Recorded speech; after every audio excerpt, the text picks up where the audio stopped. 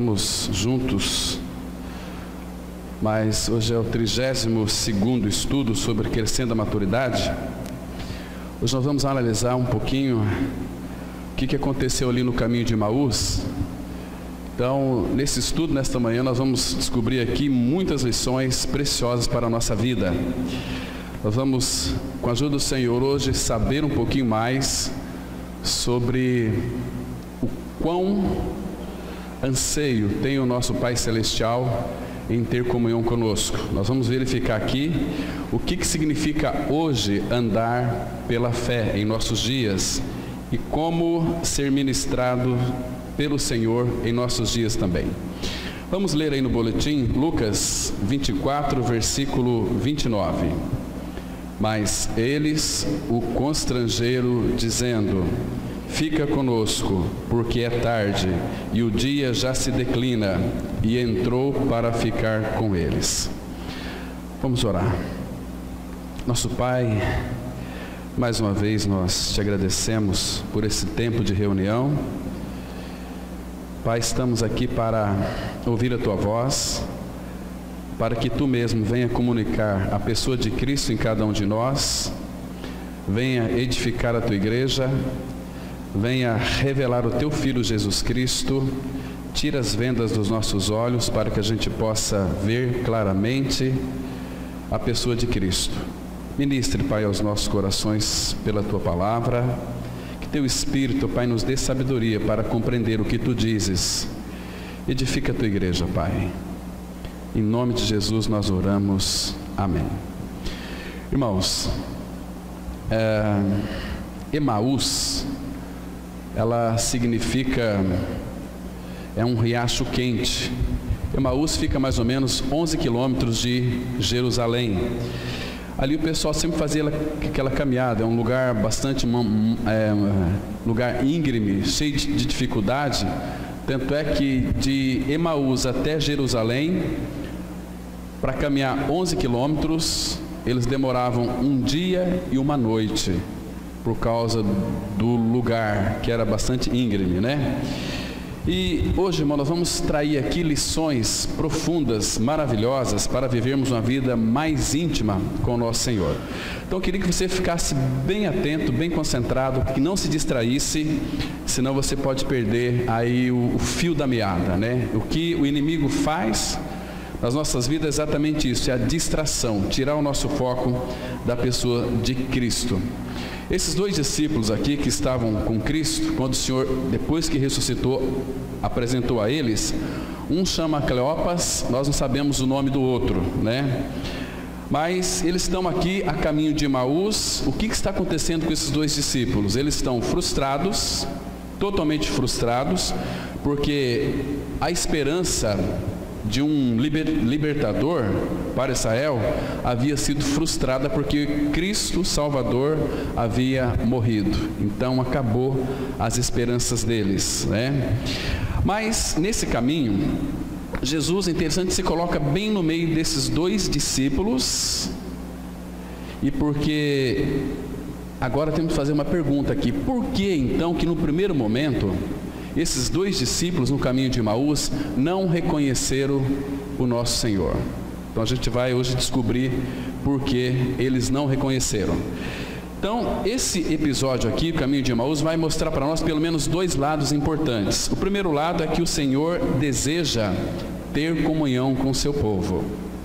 Vocês observam, se nós pegarmos desde Gênesis, quando Adão pecou, fugiu do Senhor, não foi o homem que buscou a Deus, foi Deus que foi buscar o homem. Foi Deus, na pessoa de Cristo, que veio nos buscar. O Verbo se fez carne e habitou entre nós. É este amoroso amor do Pai vindo buscar nós, aquele que se extraviaram. Nós andávamos desgarrados como ovelhas, cada um para o seu caminho. Mas então o Verbo se fez carne e colocou a sua tenda entre nós, para se identificar conosco e tirar de nós o nosso pecado. Isso Ele fez lá na cruz. Não fomos nós que fomos crê que ele morreu e ressuscitou. Muito pelo contrário, quando ele foi levantado naquela cruz, ele nos puxou, ele nos atraiu, ele nos colocou nele, com a finalidade de crucificar a nossa velha vida, a nossa natureza perversa, né? E no segundo ponto aqui, esse aspecto do caminho de Emaús vai revelar também a nossa incredulidade. Por que aqueles dois discípulos não reconheceram o Senhor? Porque eles estavam com as suas esperanças totalmente acabadas, não tinha mais esperança. Aquele que viria para redimir Israel morreu numa cruz. Eles estavam tão cegos, tão abatidos, tão frustrados, tão cabisbaixo, que eles não conseguiram então reconhecer o Senhor ali no meio deles. Agora, queridos, olha que interessante esse texto aqui. Quando Jesus chegou lá na casa deles, o que aconteceu com esses dois discípulos? O constrangeram. Essa palavra constranger significa pegar, é uma insistência de pegar e levar amarrado para dentro. Quando diz lá, o amor de Cristo nos constrange, significa que o amor de Cristo nos impulsiona, nos leva para frente, nos puxa para Ele, nos puxa. Então, esses dois discípulos constrangeram, eles suplicaram, imploraram, dizendo: fica conosco, porque é tarde e o dia já se declina. O que foi que aconteceu? Então o nosso Senhor entrou para ficar com eles. Eles estavam aqui, lembre-se de uma coisa, frustrados, abatidos, aflitos por causa da crucificação que havia acabado com toda a esperança deles, né? Então eles estavam todos frustrados. Então Jesus começa a exortá-los com uma palavra. Lembra-se que a palavra de Deus, irmãos, ela no nosso coração, ela arde. A palavra de Deus no nosso coração, ela tem um poder de vivificação muito grande. O Senhor Jesus começou a tratar com eles na palavra. Vamos ver esse contexto aqui? Vamos abrir lá em Lucas, capítulo 24. Vamos ver que aqui o nosso Senhor começa a tratar com eles de uma forma tão linda, de uma forma tão amorosa, mostrando através da palavra o poder que ele tinha aqui de exortá-los, vivificando o coração deles. Versículo 25, Jesus traz aqui uma lembrança, aquilo que o apóstolo Paulo vai dizer em Filipenses 3, que ele não se cansa de dizer as mesmas coisas, e é segurança para nós, né? Então Jesus vai, pela palavra, fazê-los com que eles se recordem daquilo que ele havia dito, mas que já havia consumado em Cristo. Lucas 24, 25 e 26 está escrito assim, de 25 a 27. Então lhes disse Jesus: honestos e tardos de coração para crer tudo o que os profetas disseram. Porventura não convinha que o Cristo padecesse, morresse e entrasse na sua glória? Não convinha? Vocês são tardos de coração, porque Jesus está dizendo aqui: quando eu estive com vocês, eu não havia dito isto, só que vocês pegaram aquela palavra na teoria. Nós também não podemos considerar este evangelho aqui na nossa mente. Eu criei na minha morte e ressurreição, mas esta verdade que me inclui na sua morte e ressurreição tem tornado uma experiência viva para a minha vida? Porque eles sabiam desse fato, tanto é que quando Jesus morreu, eles ficaram aflitos, abatidos, sem nenhuma esperança, porque Jesus foi crucificado, morto, acabou, morreu, né? E Jesus então chama a atenção deles: olha, vocês são tardos de coração para crer tudo que os profetas disseram. Porventura não convinha que o Cristo padecesse e entrasse na sua glória, morte e ressurreição? E veja o que Jesus Cristo fez aqui no versículo 27.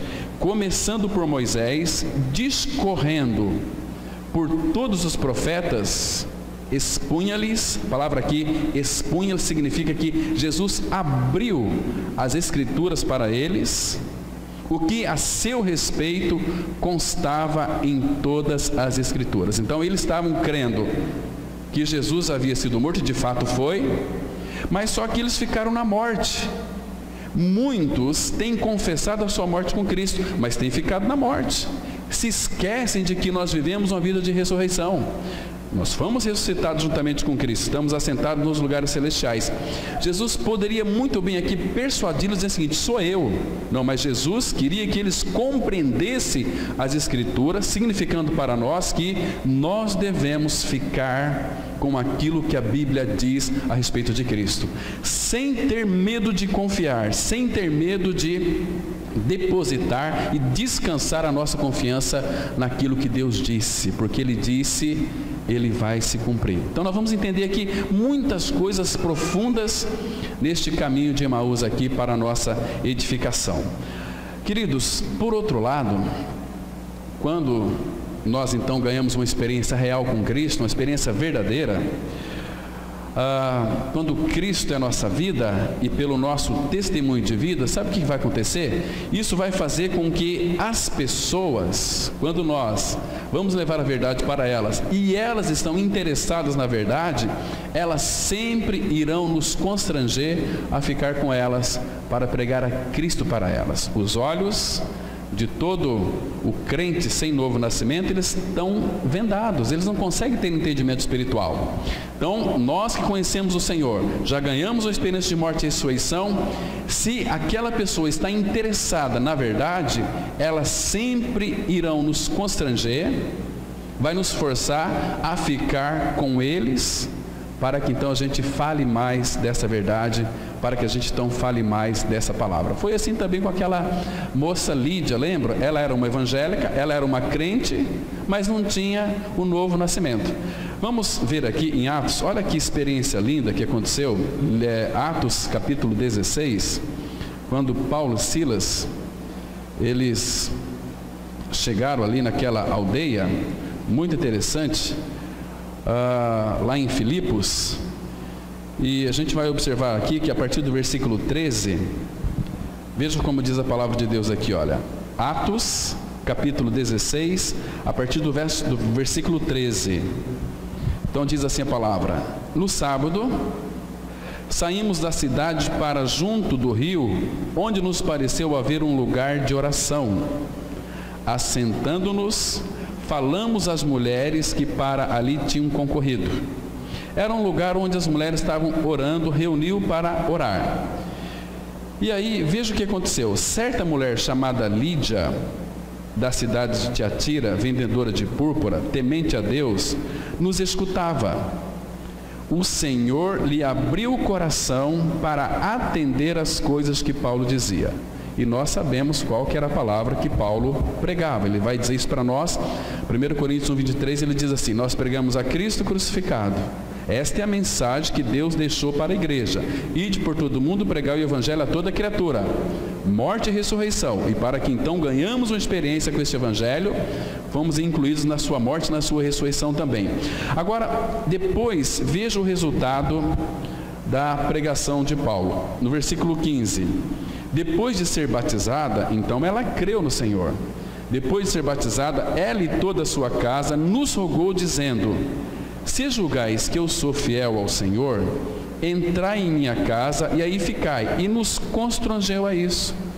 Percebe que essa mesma situação, quando nós temos então a presença de Cristo em nós, as pessoas vão enxergar Cristo em nós e o fluir do Espírito vai fazer com que o coração daquela pessoa seja iluminado, e a partir dessa experiência que ela tem, a pessoa que é nascida de novo, ela tem prazer na comunhão, ela vai amar estar juntos. Precioso, porque juntos nós vamos crescer espiritualmente, nós estamos sendo tratados espiritualmente. Eu sei que muitos poderiam estar aqui hoje para ouvir a palavra, mas tem outras coisas mais interessantes para fazer. Estão perdendo, estão deixando de ser edificados, estão morrendo espiritualmente.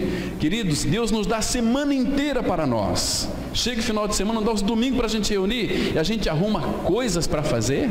Queridos, isso chama-se profanar o nome do Senhor. Isso chama-se não se importar com Ele, porque quando nós nos importamos com Ele, importamos com a sua igreja, com os nossos irmãos. Desfrutar de Cristo juntos, desfrutar da comunhão entre uns aos outros, né? Eu disse alguma vez atrás, se eu e você, nós não tivermos prazer na comunhão hoje, tão dificilmente nós vamos para o céu. Porque céu é lugar de unidade, céu é lugar de comunhão. E se a unidade não for exercitada aqui agora, lá não vai ser. Pode esquecer disso, né? Então, queridos, lembremos disto aqui, que esses dois discípulos constrangeram o Senhor, dizendo o seguinte: fica conosco, porque é tarde, o dia já se declina.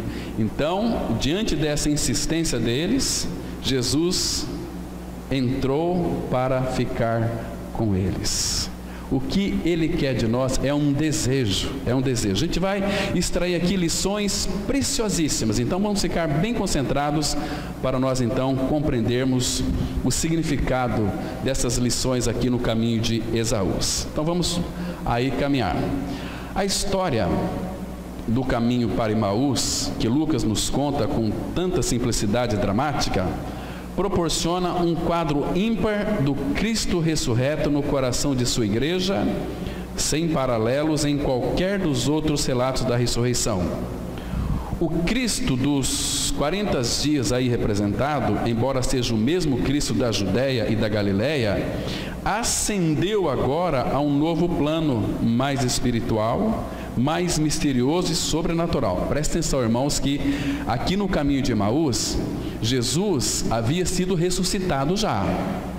Ele não era mais aquele Jesus carnal que viveu entre eles. Carnal no sentido não que ele tinha pecado, ele tomou a forma nossa de carne, mas sem pecado. Ele nunca teve pecado. O pecado nunca fez parte da sua natureza. Ele tomou sobre si o meu e o seu pecado. Então Jesus estava ali depois de ressuscitado, né? Então o Cristo dos 40 dias aí representado, embora seja o mesmo Cristo da Judéia e da Galiléia, ascendeu agora a um novo plano mais espiritual, mais misterioso e sobrenatural. Ele estava elevando os pensamentos dos discípulos para compreender a natureza da amizade divina que passariam a ter com ele, sem perder em nada a sua antiga benevolência e ternura, já tão bem conhecidas. Aquele que encontrou os dois discípulos no caminho para Emaús é o mesmo que nos acompanha hoje em nossa caminhada na terra. É uma presença permanente, um amigo sempre presente, e sua voz suave se faz ouvir de geração em geração. Vamos ler aqui Mateus 28, 20, a parte B, que diz assim: e eis que eu estou convosco todos os dias até a consumação do século. Jesus aqui, para aqueles dois no caminho de Emaús, queria ensinar uma lição para eles e para nós também. Vocês percebem que no primeiro contato que Cristo teve com eles, eles não reconheceram Cristo. Por quê? Porque Cristo queria ensinar para eles uma lição que a partir da ressurreição de Cristo, eles e também nós conheceríamos o Senhor Jesus de uma forma diferente, não mais em carne, mas conhecê-lo numa forma espiritual, num plano bem mais elevado. Isso que ele quer mostrar para nós aqui. Por isso que aqueles dois discípulos que tiveram a presença de Cristo ali, se nós cremos no Senhor, é aquele que também está conosco 24 horas por dia, 365 dias por ano. Ele não nos deixa. Ele diz aqui: e eis que estou convosco todos os dias. Isso aqui é profundo, isso aqui é muito forte para nós, é gostoso. Vai estar conosco todos os dias. Ele é determinado, Ele não vai nos deixar até a consumação dos séculos. Irmãos, quero que vocês observam o quanto Ele quer ter comunhão conosco. Você tem percebido a presença do Senhor na sua vida? Você tem desfrutado de Cristo na sua vida? Você tem experimentado essa comunhão maravilhosa com Ele? Ele está no céu, claro, literalmente ali, corpo glorificado à destra do Pai. Mas Ele também está habitando em mim e em você.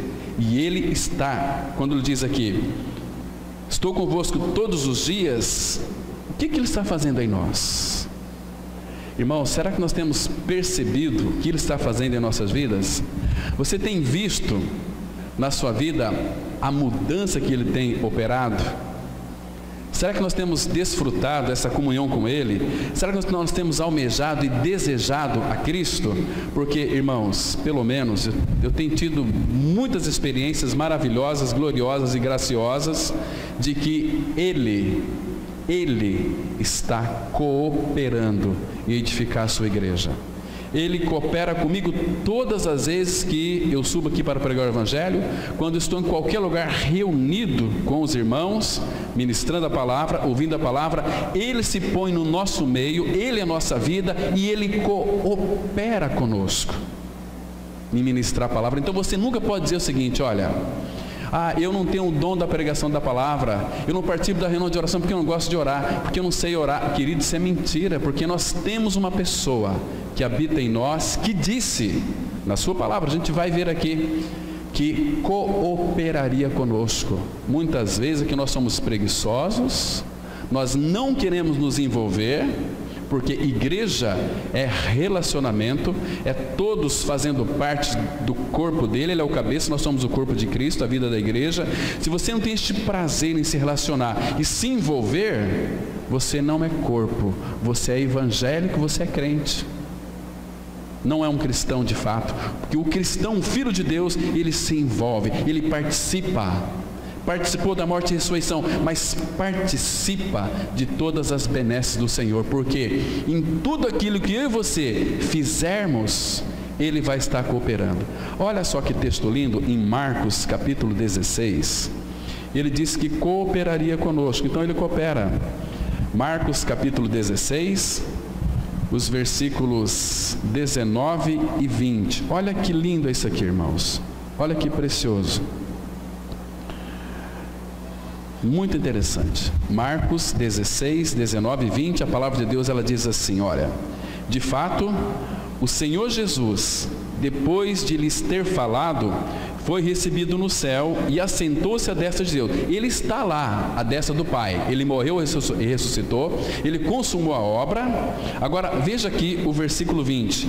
E eles, tendo partido, pregaram em toda parte. Agora, olha que palavra linda ali: cooperando com eles o Senhor e confirmando a palavra por meio de sinais que se seguiam. Então, querido, você não pode dizer que você é um cristão que de fato é inválido. Não, você tem uma cooperação dele. Ele habita em nós, pela fé Ele habita em nós, e Ele coopera em tudo aquilo que nós formos fazer.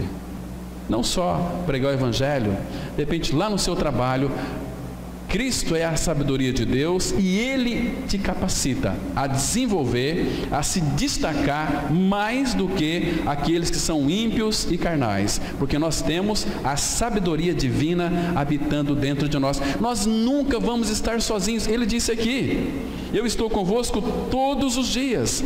Abra no Evangelho de João, capítulo 14, versículo 18.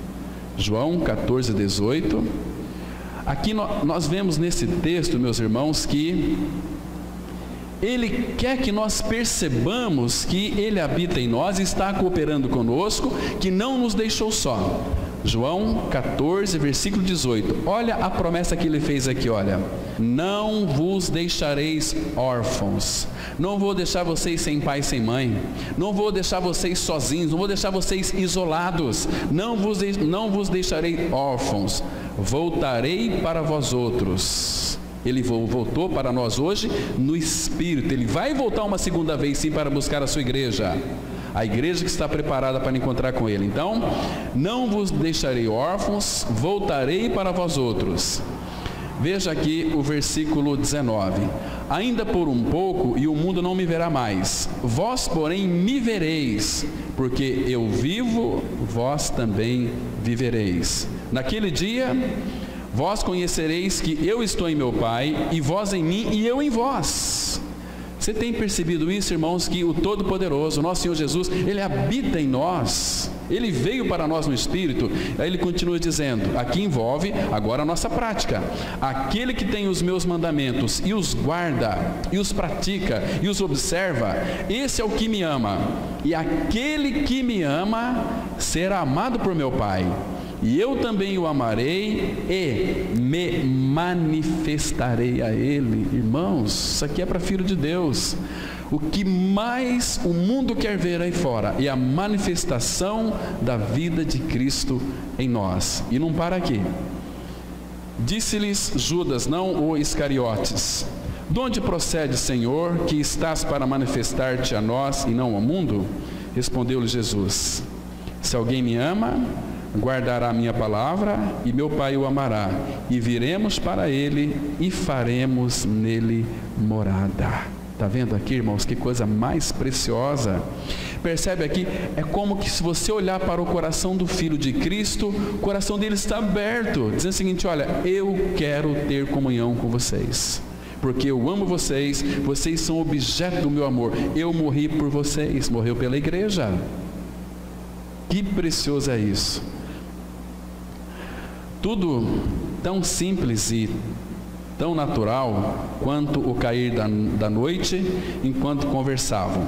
Assim ele continua habitando dentro de todo aquele que creu que foi morto e ressurreto com ele, para guiar-nos através de todos os caminhos e veredas da vida. Em todos os caminhos, irmãos, ele vai nos guiar. Há um novo elemento em sua humanidade, pois passou pela sepultura e ressurgiu transformada, transfigurada e glorificada, como disse o apóstolo Paulo em 2 Coríntios 5, verso 16. Assim que nós, daqui por diante, a ninguém conhecemos segundo a carne. E se antes conhecemos Cristo segundo a carne, já agora não o conhecemos deste modo. Deixa eu lhe fazer uma pergunta. Como é que você conhece a Cristo?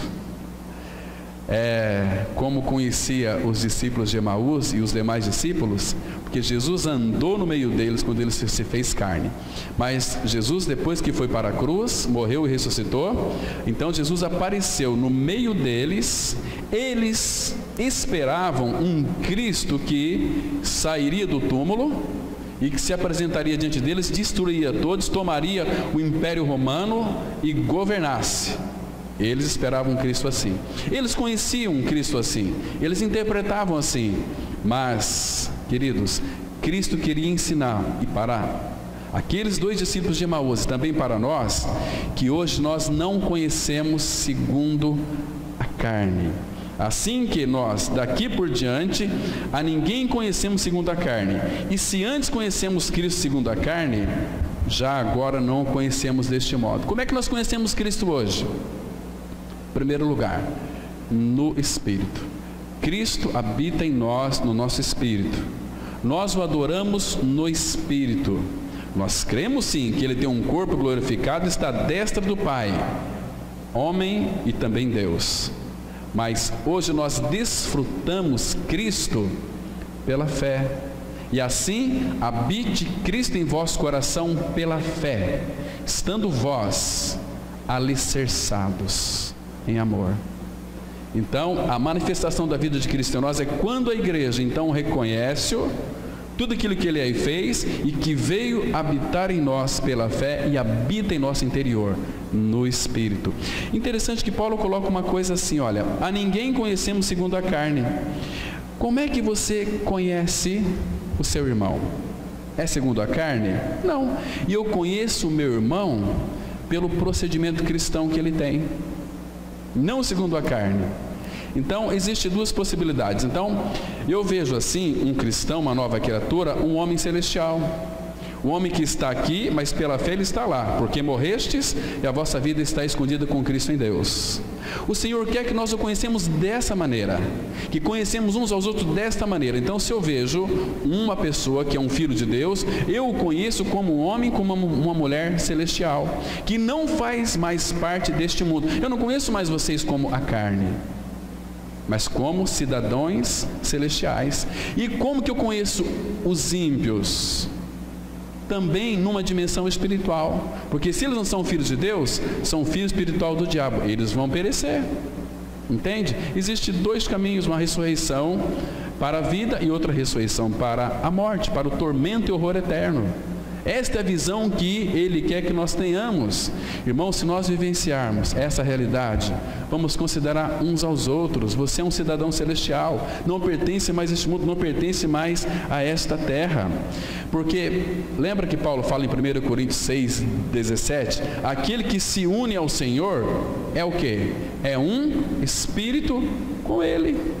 Então nós não conhecemos mais irmão segundo a carne, mas segundo é o seu procedimento em Cristo, como homens e mulheres celestiais, porque juntamente com Ele nos ressuscitou e nos fez assentar nos lugares celestiais em Cristo Jesus. Então Jesus queria mostrar para aqueles dois discípulos que de agora em diante vocês vão me conhecer, não como Cristo lá de Nazaré, carnal, mas um Cristo glorificado que vai ascender nos lugares celestiais, às vezes aqui enrosca.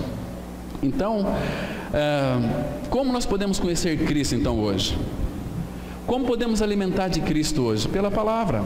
Lembra daquele texto lá em João 6,63? Ele disse assim, olha, as palavras que eu vos digo são espírito e são vida. Alimentamos da palavra, alimentamos de Cristo. É muito interessante esse significado aqui, amados. Vamos caminhar aqui. Quantas vezes Ele está conosco e deseja se manifestar sem que o percebamos? Quantas provisões divinas, quantas respostas de oração, quantos toques de compaixão humana o trazem para perto de nós, pois é quando nos sentimos mais sozinhos que Ele está mais próximo. Ele disse, irmãos, nós nunca podemos nos esquecer que Ele estaria conosco todos os dias, até a consumação dos séculos. Vamos ler aqui, Deuteronômio 4, versículo 7. Pois que grande nação há, que tenha deuses tão chegados a si, como o Senhor nosso Deus, todas as vezes que o invocamos.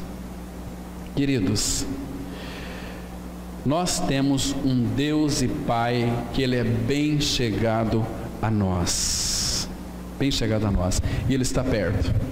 Lembra quando Paulo esteve pregando aquele sermão lá em Atenas? Não aquele sermão, conversando com aqueles atenienses, naquela idolatria terrível ali. Aí Paulo disse para aqueles idólatras, né? Olha, estou vendo aqui um altar ao Deus desconhecido. Esses que vocês adoram sem conhecer é que eu vos anuncio. O Deus que fez o céu, o mar e tudo que há neles. Agora vocês não podem ficar tateando. Se vocês tatearem, vocês não vão encontrar Ele. Porque aí Paulo fala uma coisa muito interessante no versículo Atos 17, o versículo, deve ser o 27. Ele fala assim, olha, que Ele não está longe de cada um de vós, Ele está perto.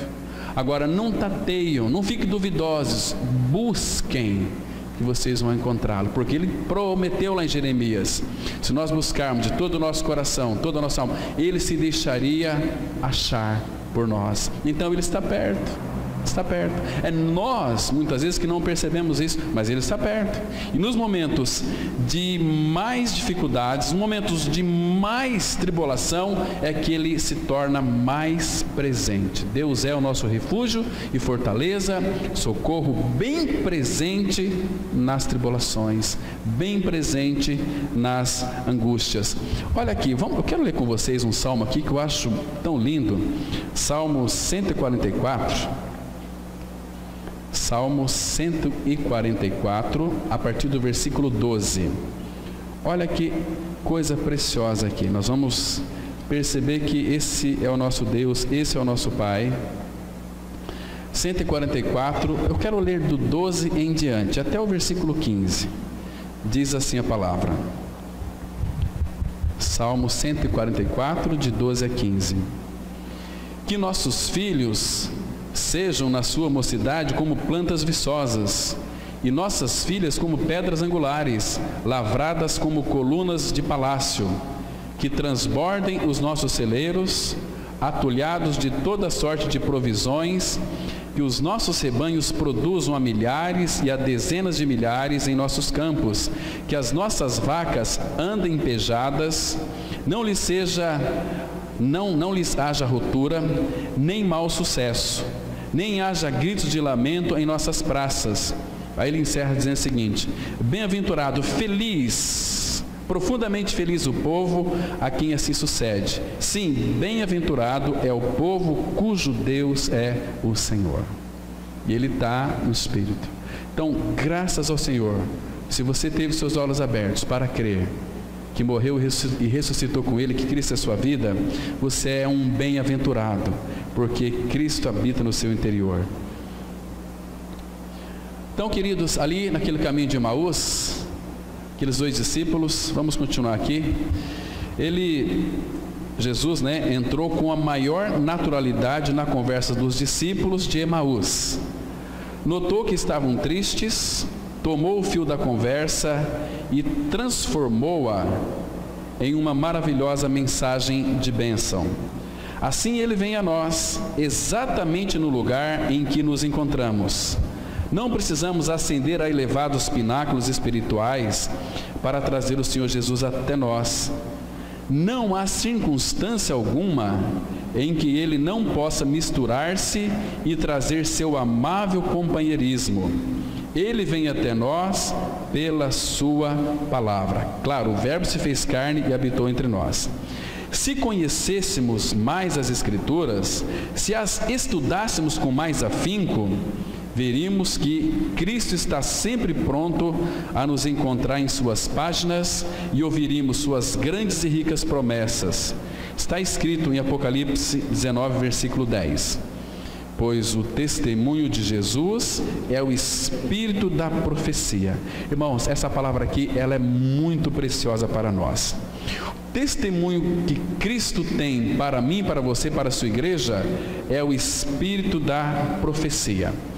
Claro que todas as profecias estão aqui relatadas, Muitas já se cumpriram, graças ao Senhor, porque a maioria delas se cumpriu na pessoa de Cristo. Ele é o cumprimento de todas as profecias.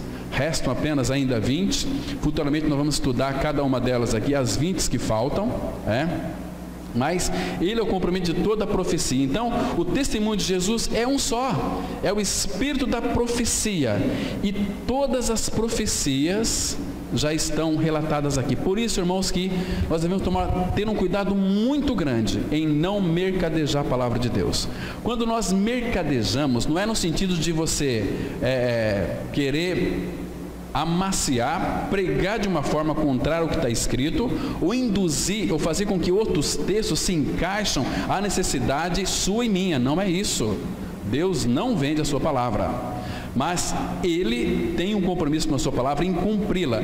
Quando nós, eventualmente, como a gente vê tantas pessoas que às vezes torcem as Escrituras, tirando todo o seu contexto, sem ter uma iluminação real, começa a tirar textos da palavra de Deus e acrescentar textos para fins lucrativos, essas pessoas vão se dar muito mal. Abram para vocês verem em Apocalipse capítulo 22. Aqui nós temos uma exortação bastante dura, mas deve causar ao nosso coração bastante temor e tremor. Apocalipse 22, versículo 18 e 19. Olha que palavra aqui, irmãos, assustadora. Diz assim a palavra, Apocalipse 22, 18 e 19. Aqui a palavra do Filho, Cristo glorificado, dizendo: eu, a todo aquele que ouve as palavras da profecia deste livro. Não podemos acrescentar aqui profecias. Hoje tem aí uma crentaiada, umas profetaiadas, dando as suas profetadas e mostrando coisas que Deus não disse. Muito cuidado com isso. Profecias deste livro testifico. Se alguém lhes fizer qualquer acréscimo, Deus lhe acrescentará os flagelos escritos neste livro. Se alguém tirar qualquer coisa das palavras do livro desta profecia, Deus tirará sua parte da árvore da vida, e da cidade santa, e das coisas que se acham escritas neste livro.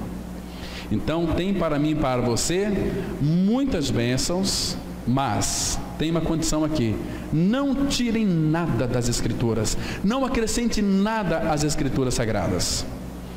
A gente conversa com muitas pessoas, né? E às vezes até a gente fica um pouco chocado. Pessoas que são aí velhas de igreja já há mais de anos e anos, mas dizem assim: olha, Deus essa noite falou comigo pelo sonho, e Ele me disse isso, me disse aquilo. Gente, sonho é apenas sonho. Deus nos fala pela sua palavra. Ele falou sim lá no passado, através de sonhos, de visões, uma série de coisas, mas hoje, nesses últimos dias, Ele só nos fala pelo Filho, somente pelo Filho. Então muito cuidado em dar ouvidos a pessoas que vêm com seus sonhos, com as suas visões. Cuidado com isso. Então, amados, testemunho é um só, é o espírito da profecia, né? É o espírito da palavra. O apóstolo Paulo, né?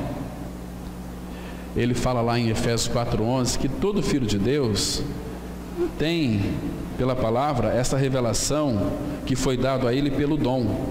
O dom é o Espírito, recebemos o Espírito. Agora o Espírito em nós, ele vai se manifestar de diversas maneiras. Uma ele vai dar para pastores, mestres, oradores, uma série de coisas, operadores de milagres e por aí vai.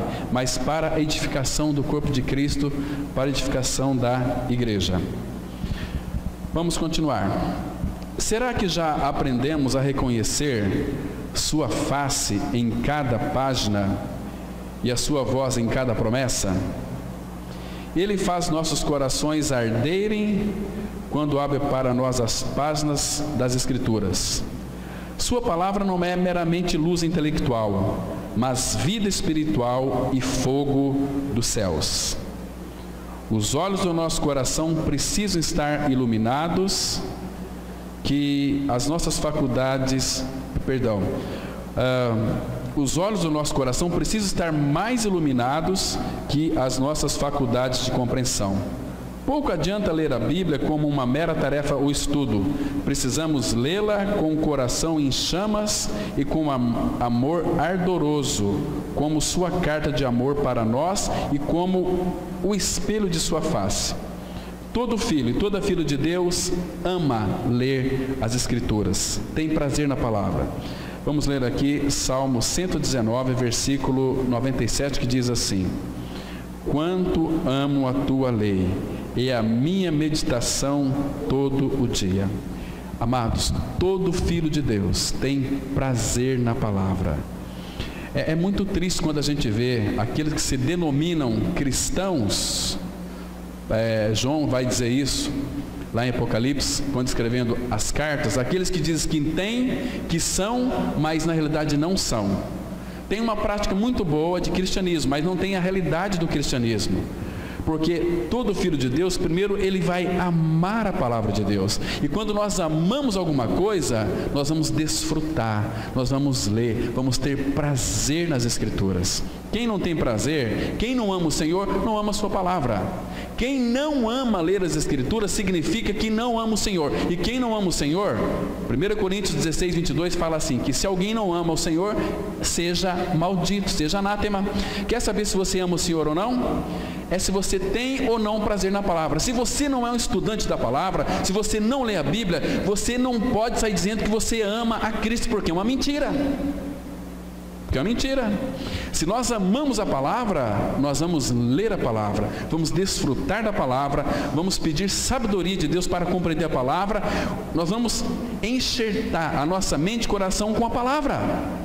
Esses são cristãos verdadeiros. Agora, aquele que não é cristão, não vai pegar a Bíblia. E quando sonha em pegar, abre ela e já... vou ler depois. Amanhã eu vou na igreja. Queridos, para com isso. O salmista está dizendo assim: quanto ama a tua lei, é a minha meditação todo o dia. Quando nós não amamos a palavra, nós não vamos ler a palavra, porque nós vamos colocar outras coisas no lugar da palavra. O que é? Uma festinha, ou o que é? Um aniversário, um casamento, tudo tem prioridade, menos ler a palavra de Deus. Queridos, Aquele que ama e lê a palavra é uma pessoa que é bem sucedida espiritualmente em tudo aquilo que faz. Vamos ler os primeiros versículos do Salmo 1? Salmos 1. Deixa eu ler para vocês aqui os 3 primeiros versículos desse salmo tão lindo. Ele diz assim, olha, Salmo 1, quero ler aqui os primeiros 3 versículos. Olha o que a Bíblia diz. Bem-aventurado. Essa palavra aqui, bem-aventurado, todos nós sabemos que significa que é uma pessoa profundamente feliz. Bem-aventurado o homem que não anda no conselho dos ímpios, não se detém no caminho dos pecadores, nem se assenta na roda dos escarnecedores. Antes, o seu prazer está na lei do Senhor, e na sua lei medita de dia e de noite. Veja o versículo 3 agora. O resultado de quem tem prazer na palavra de Deus, o resultado de quem medita nela não só de dia, mas de noite também. Esse ele aqui é aquele que tem prazer na palavra e que medita na palavra de dia e de noite. Ele é como árvore plantada junto à corrente de águas, que no devido tempo dá o seu fruto, e cuja folhagem não murcha. Agora veja aqui a palavra. E tudo quanto ele faz será bem sucedido. Ah, mas tudo que eu faço não dá certo, porque você não tem prazer na palavra, não tem prazer no Senhor. Tudo que você faz será mal sucedido. Tem pessoas que às vezes trocam a reunião da igreja por uma partida de futebol. Tem pessoas que trocam a reunião da igreja por visitas em casa quando chega. Eles nunca vão saber que nós somos cristãos de verdade. Eles vão saber que nós honramos o Senhor quando eles vão ouvir dos nossos lábios: eu não posso ficar com você aqui hoje porque eu tenho reunião na igreja. Esses são cristãos verdadeiros, nascidos de novo. O resto são crentes mequetrefes, são evangélicos que trocam o Senhor por um prato de lentilha. Vamos reunir com os ímpios aqui, vamos comer com eles. Esquece de comer o prato principal, o prato celestial, e depois vê que as suas vidas são umas vidas totalmente arrasadas. Queridos, veja o que a Bíblia está dizendo, considere o que está escrito na palavra de Deus. Não vamos brincar de cristianismo. É tempo de nós edificarmos, é tempo de levarmos o Senhor a sério, porque Ele quer ter comunhão conosco. Nós que não queremos, nós vivemos uma vida desapercebidos dEle, irmãos, insensíveis. Vamos levar Ele mais a sério. Então aqui, quanto amo a tua lei, é a minha meditação todo dia. Abra aí no Salmo 119. Olha aqui, tem outros textos aqui, irmãos, que nos enche de vergonha, porque nós vivemos um cristianismo de meia sola, um cristianismo sem compromisso, um cristianismo que não tem compromisso com Ele, não é um cristianismo verdadeiro e autêntico. Olha os versículos 47 e 48 do Salmo 119. A palavra, ela diz assim, olha: terei prazer nos teus mandamentos, os quais eu amo. Quem ama os mandamentos dele é porque ama o Senhor. Aquele que me ama guardará os meus mandamentos, meu Pai o amará, e viremos para ele e faremos nele morada. Versículo 48: para os teus mandamentos que amo, levantarei as mãos e meditarei nos teus decretos. Está vendo aqui, irmãos? Olha o versículo 165 agora, desse mesmo capítulo aí. Que precioso é isso, amados. Grande paz, versículo 165. Grande paz tem os que amam a tua lei, para eles não há tropeço. Na tua vida tem muito tropeço, porque você não ama o Senhor e não ama a palavra dEle. Agora, se você ama a palavra dEle, você vai ter uma grande paz, e para você não vai ter tropeço. Olha o versículo 167.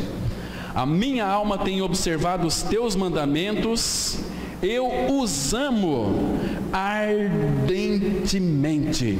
E Pedro fala para nós, em 1 Pedro 2, versículo 2: desejai ardentemente, como crianças recém-nascidas, o genuíno leite espiritual, para que através dele você seja dado crescimento para a salvação. A única maneira de nós crescermos, irmãos, é amar o Senhor, amar a sua palavra, amar a comunhão. Nós vamos aqui, pelo menos uns 2 meses, a partir do domingo que vem, tratar sobre a comunhão, bem profundamente. Vamos entender o que é comunhão, o que o Pai quer para a sua igreja, porque o que muitos têm vivido não é comunhão, irmão. Vocês me perdoem a sinceridade, mas eu preciso expressar isso que está no meu coração, está fervendo aqui. E entenda isso não como palavra de Cláudio, mas como palavra de Deus. Porque ele tem clamado, e ele tem batido, nós que tapamos nossos ouvidos, não é assim? Vamos continuar aqui então. Quanto amo a tua lei, é a minha meditação todo dia. Queridos, mas o Senhor, Ele quer uma intimidade conosco ainda maior que a revelação de sua palavra. Ele anseia por revelar-se ao coração amoroso por meio de uma visitação e manifestação pessoal. Foi assim com os discípulos quando, ao chegarem a Emaús, ele permitiu que os constrangessem a entrar em sua casa. Há um elemento de intensa humanidade e divertida dramaticidade na declaração feita em Lucas 24 e 28, que diz assim: e chegaram à aldeia para onde iam, e ele fez como quem ia para mais longe. Queridos, então aqui, aqueles 2 discípulos de Emaús, quando Jesus caminhou com eles, falava com eles, abriu as escrituras para eles, só que o coração daqueles 2 começou a arder. Porque quando Jesus fala, quando nós lemos a palavra vai falar não só aos nossos ouvidos, mas ao nosso coração. A palavra de Deus fala e queima e arde no coração de todo filho de Deus.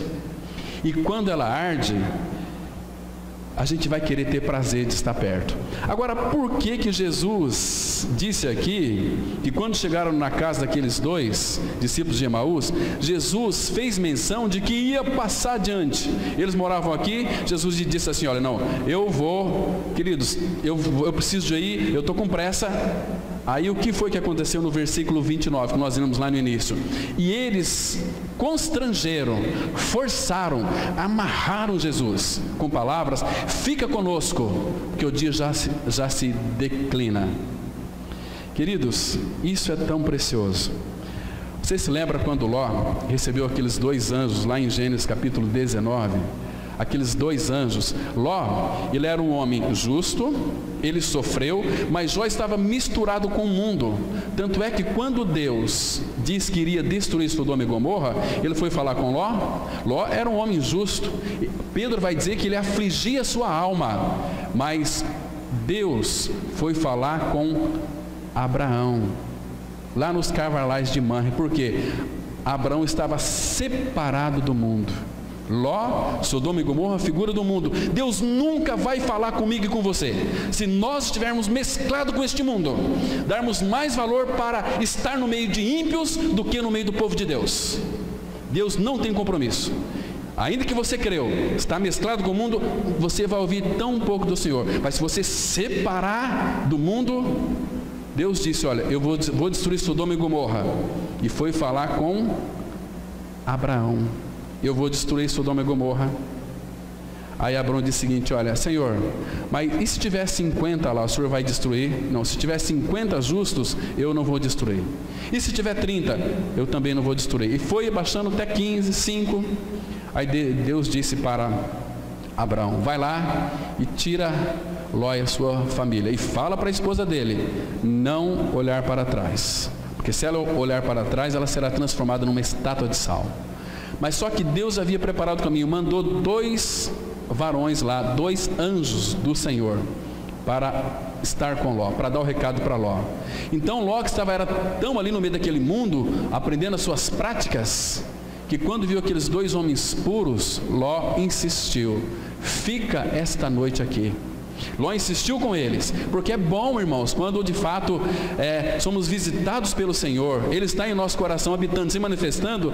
Não, Senhor, jamais eu quero que essa tua presença, essa tua manifestação, ela se acabe. Às vezes nós estamos lendo as escrituras sozinhos, no silêncio do nosso quarto, às vezes orando, aquela manifestação gostosa, preciosa da presença de Cristo invade o nosso coração. Queridos, eu não quero que aquilo acabe nunca. Mas eu também sei que futuramente, diante do Senhor, há plenitude de alegria, na sua destra delícias perpetuamente. Aí Ló, ele se sentiu assim, tão tocado por aqueles anjos, que insistiu com eles, para que eles ficassem. E assim tem que ser conosco também, irmãos. Agora aqui, o Senhor, Ele iria passar adiante, e Ele fez como quem ia para mais longe. Por quê? Porque o Senhor Jesus queria que aqueles dois discípulos de Emaús dissessem o seguinte: fica, Senhor, fica, sem ti eu nada posso fazer. Nós cantamos um cântico, que a minha casa é o teu lugar, a tua morada, ela não sabe viver mais sem a tua presença. Não é assim, aquele cântico? Então, ele falou: Senhor, fica, insistiu, aí o Senhor ficou. Ele quer ouvir dos nossos lábios: fica, Senhor, manifesta, Senhor, se revela, Senhor. Mas nós somos tão raquíticos. Vocês já perceberam que a gente vem com uma dificuldade muito grande para se reunir como igreja do Senhor? A gente encontra dificuldade, está calor, você pode ir numa festa, pode estar calor, pode estar sem ventilador, pode estar um calor infernal, você fica ali, porque tem comida, tem bebida. Mas quando é para ouvir a palavra, coceira, vamos no banheiro, vamos tomar água, vamos fazer isso. Queridos, a gente não consegue ouvir a palavra nem uma hora. Misericórdia. Fica, então ele ia passar adiante. Então vamos acompanhar aqui. Observe que fez como quem ia para mais longe. Esse gesto foi somente porque queria ser pressionado. Jamais ficaria como um hóspede indesejado. Queria uma demonstração do seu amor insistente, que o constrangesse a ficar. Ele jamais invadirá nossas vidas ou nos forçará a abrir a nossa porta. Lembra aqui de Apocalipse 3:20? Vamos ler juntos. E eis que estou à porta e bato. Se alguém ouvir a minha voz e abrir a porta, entrarei em sua casa e cearei com ele e ele comigo. Aqui é a mesma coisa. Ele quer entrar, ele está batendo, mas se alguém ouvir, ele está escrevendo aqui para a igreja bonita, reunida, mas o dono da igreja estava do lado de fora. Eis que estou à porta e bato. Se alguém, presta atenção aqui, me ouvir e abrir a porta, entrarei em sua casa. Queridos, qual o lugar da morada dele hoje? No nosso coração, no nosso espírito. E ele vai entrar na nossa casa para quê? Para nos abençoar com uma fazenda, com um carro novo? Para nos dar aí para nos ajudar a curar o nosso câncer, para curar? Não! Entrarei em sua casa e cearei.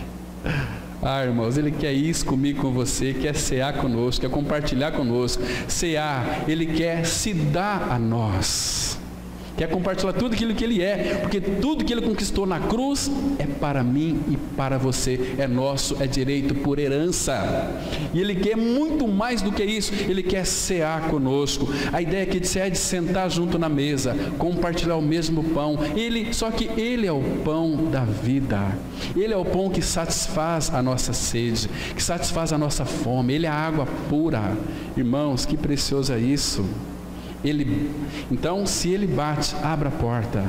Ele chama eu e você para cear com Ele, para essa ceia maravilhosa, que vai se consumar o dia que nós estivermos diante dEle. Já pensou naquele dia? Abre Apocalipse capítulo 19, o versículo 9. Olha que texto lindo, irmãos.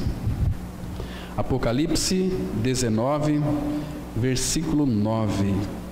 Ah, como ele deve ser considerado por nós.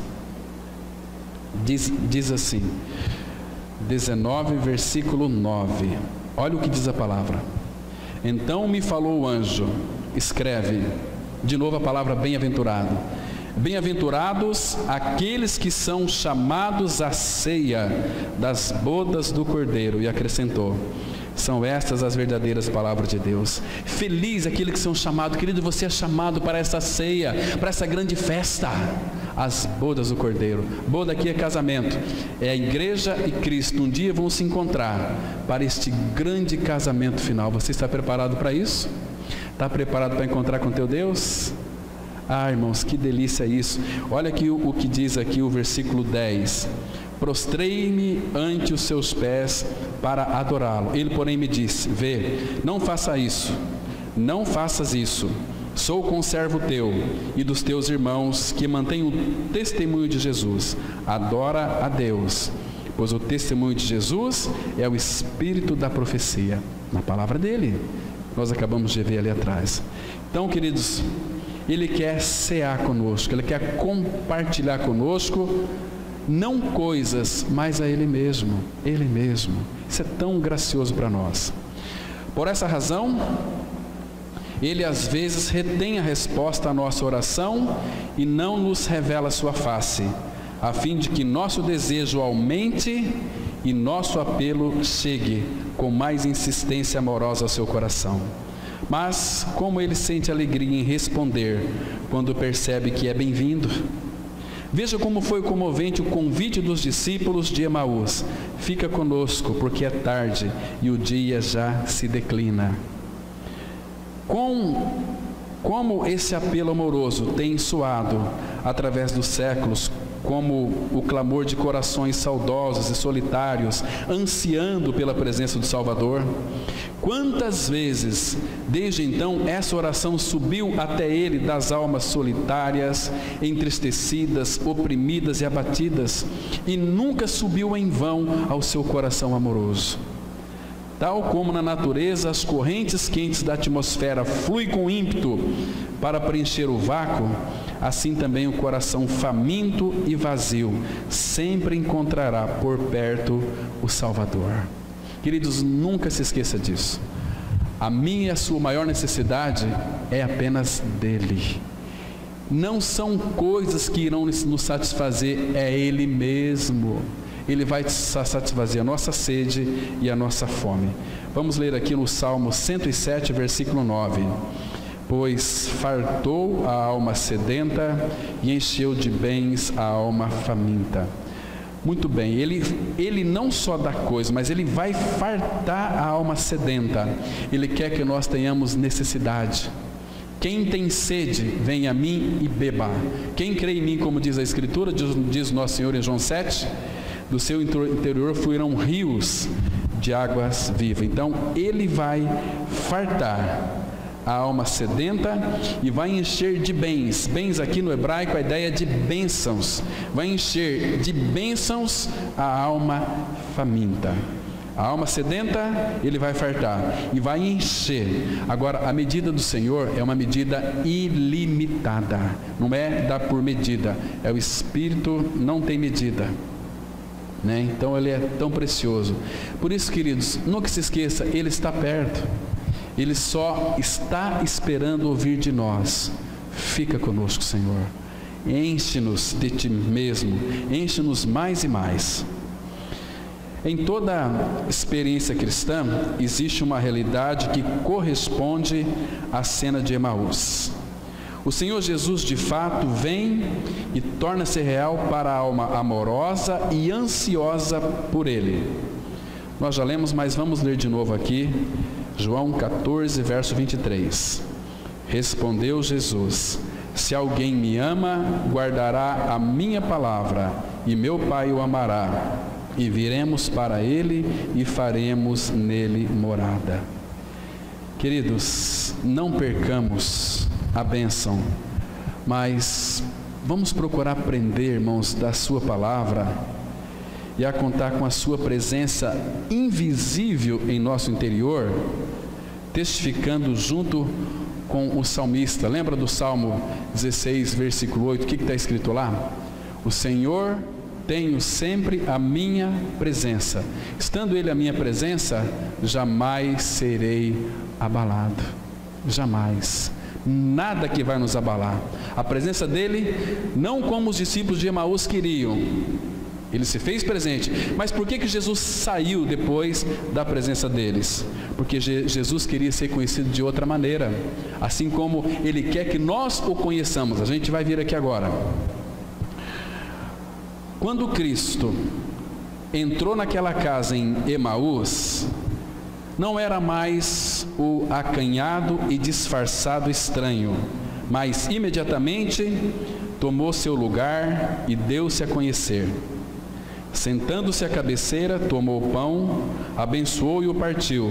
E quando eles o tomaram aquele pão, o que aconteceu? Eles o reconheceram.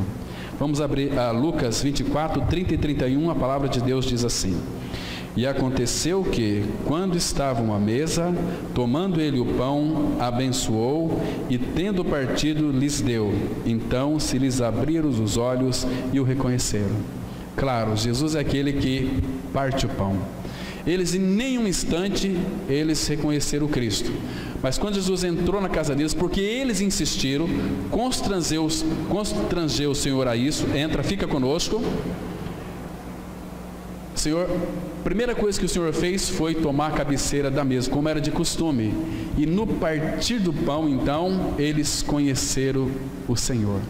Mas, queridos, no momento em que eles conheceram o Senhor, o que aconteceu naquele instante ali? Quando eles conheceram que era Cristo, Jesus já havia sido ressuscitado. Por que Jesus... Vamos lá para o texto, Lucas 24. Por que o Senhor Jesus Cristo desapareceu daquele local ali? Vamos saber por quê. Vale a pena a gente aprender aqui essa lição, irmãos, para que eu e você então possamos conhecer e conhecê-lo mais e mais. Presta atenção aqui. Veja que coisa interessante. Nós lemos aqui o versículo 30 e 31, né? No versículo 31, Lucas 24, 31, quando Jesus, final do versículo 30, ele abençoou o pão, né? E tendo partido, lhes deu. Então se lhes abriram os olhos e os reconheceram. Mas veja o que a Bíblia está dizendo aqui, olha. E o que mais? Mas ele desapareceu da presença deles. Literalmente que ele desapareceu. Por que Jesus desapareceu? Por quê? Qual a razão de Jesus ter desaparecido aqui? Muito mais do que isso. O irmão Ademir falou aqui porque já tinha conquistado o coração deles. Também. Muito bem, mas é outra coisa muito mais profunda aqui. Porque hoje, irmãos, o Senhor quer que nós o vejamos pela fé. Ele quer que nós o vejamos como que os discípulos queriam, no Espírito. Deus é Espírito e importa que os seus adoradores o adorem em Espírito em verdade. Nós não estamos buscando hoje aqui um Cristo que a gente vê literalmente no nosso meio. Ele está em mim, está em você. Então, eu não conheço mais você pela carne, mas pelo seu procedimento celestial. A sua vida humana aqui na face da terra tem sido digna de uma vida celestial. O seu proceder é um proceder santo, é um proceder celestial. Então, quando eles reconheceram o Cristo, ele desapareceu. Ali começou uma nova realidade. Em outras palavras, vocês agora vão me reconhecer pela fé. Vocês vão me ver pelo Espírito, pela minha palavra. Entende? Então eles reconheceram. O antigo sorriso de reconhecimento não deixava dúvida. Era o seu abençoado Senhor, seu precioso Cristo, e seus corações se encheram de alegria, uma alegria tão profunda que ele precisou retirar a visão e desaparecer de suas vistas. Isso tem um profundo significado. Tivesse ele ficado por mais tempo, todo o significado de sua nova forma de relacionamento teria sido mal compreendido. Doravante, seria por fé e não por vista. Houve um momento de visão e de memória visual, mas agora teriam de levantar-se e caminhar somente pela fé, prosseguindo sempre pela simples base de uma vida de confiança. Nada mais nocivo que estar sempre em busca de sensações espirituais e alegria emocional. A atmosfera e a atitude normal do cristão é a confiança e a comunhão pela oração. Ele quer que nós o conheçamos pela sua palavra, pela fé, pela comunhão e pela oração. Então ele vai se manifestar em nós pela comunhão uns com os outros, entende? Ele quer que nós, hoje, andamos por fé e não pelo que nós vemos. Vamos ler aqui o último texto, 2 Coríntios 5, 7, a palavra de Deus, ela diz assim, olha: visto que andamos por fé e não pelo que vemos. Queridos, vocês se lembram de Tomé? Tomé foi aquele discípulo que, quando o Senhor apareceu na primeira vez entre os discípulos, Tomé não estava presente. Aí falaram para Tomé, mas Tomé não creu. E Tomé disse assim, olha, eu só vou crer se eu ver e se eu colocar a minha mão ali no seu lado, onde foi perfurado por aqueles cravos. E o Senhor permitiu então que Tomé visse ele e falou assim, Tomé, vem aqui, coloca a mão aqui e coloca aqui no buraco onde eu fui perfurado. Tomé, não seja incrédulo, mas creia. E Jesus disse para Tomé assim, olha, porque você viu, creu. Mais bem-aventurado aqueles que não viram e creram. Tá certo? Por isso que hoje a nossa comunhão com Ele é pela palavra, é pela nossa intimidade com Ele no quarto em espírito, pela comunhão uns com os outros. Vocês estão me compreendendo, irmãos? Como é que Ele quer que nós o conheçamos hoje? Se nós não vermos dessa maneira, nós vamos retroceder. Nós vamos aí se contentar com muito pouco, com mensagens, que são tão destituídas de vida, com mensagens que são tão fracas e pobres, com mensagens que não expressam o Senhor. É pela fé. Assim como os discípulos de Emaús ansiavam em querer que ele permanecesse, ele desapareceu, para que de agora em diante eles pudessem então ter comunhão com ele pela fé, pela palavra e no Espírito. Amém? Vamos orar. Pai, muito obrigado por mais esse tempo que passamos aqui meditando na Tua palavra. Nos conceda, Pai, a visão espiritual da pessoa e da obra de Cristo, e que hoje nós podemos contemplá-lo pela fé. Ele que habita pela fé em nossos corações, fortalece a nossa fé, Pai. Enche-nos com Teu Espírito Santo. Firma, Pai, os nossos passos na Tua palavra. Coloca amor em nosso coração para debruçarmos na Tua palavra, Pai, e saborear aquilo que de melhor ela tem, que é o Teu Filho Jesus. Conquista as nossas mentes, os nossos corações para Ti mesmo. Oh, Pai, não permita que a Tua palavra seja roubada do nosso coração. Que Teu Espírito, Pai, faça com que ela seja bem alicerçada e aprofundada em nosso coração, para que o nosso coração possa fluir tão somente Cristo através dos nossos lábios, na nossa maneira de viver, na nossa maneira de proceder, de expressar e de verbalizar. Pai, nos dê um dia guardado em Teu nome. Prepara o nosso coração para estarmos aqui à noite, para desfrutarmos de Cristo. É em nome dEle que nós oramos. Amém.